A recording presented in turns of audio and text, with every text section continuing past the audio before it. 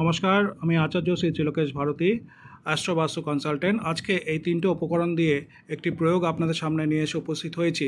আমরা প্রায়শই এই অভিযোগটা শুনে থাকি যে টাকা হয়তো প্রচুরভাবে অভূতপূর্বভাবে ইনকাম করছেন, কিন্তু জলের মতন টাকা ব্যয় হয়ে যাচ্ছে। টাকা সেভাবে আপনি হাতে আটকে বা ধরে রাখতে পারছেন না।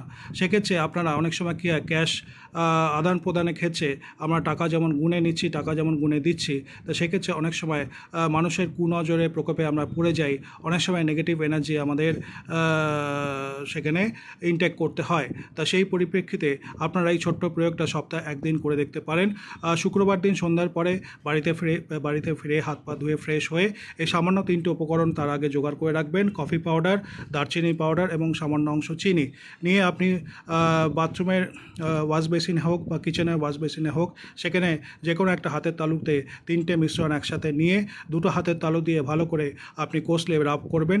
অনেকক্ষণ রাব করতে থাকবেন, মিনিট 5 রাব করতে করতে যখন সেটা আটার মতন শুকিয়ে আসবে, তখন সেটা আপনি ওয়াশ বেসিনে আপনি কল খুলে ভালো করে কষলে হাতটা ধুয়ে নেবেন। এই প্রয়োগটা সপ্তাহে একদিন করে দেখুন। আশা করা যায় আপনারা যে টাকা অপচয় হচ্ছে বা টাকা আপনার জলের মতন ব্যয় হয়ে যাচ্ছে, খরচ হয়ে যাচ্ছে, সেটা অনেকটাই আপনার লাঘব হবে এবং অনেকটাই আপনি কন্ট্রোল করতে পারবেন, এটা আমি বলতে পারি। সকলে এই প্রয়োগটা করে দেখুন, আশা করা যায় সুফল পাবেন, এটুকু আমি বলতে পারি। সকলে ভালো থাকবেন, সুস্থ থাকবেন। জয় গুরু বামদেব, জয় মা তারা। নমস্কার।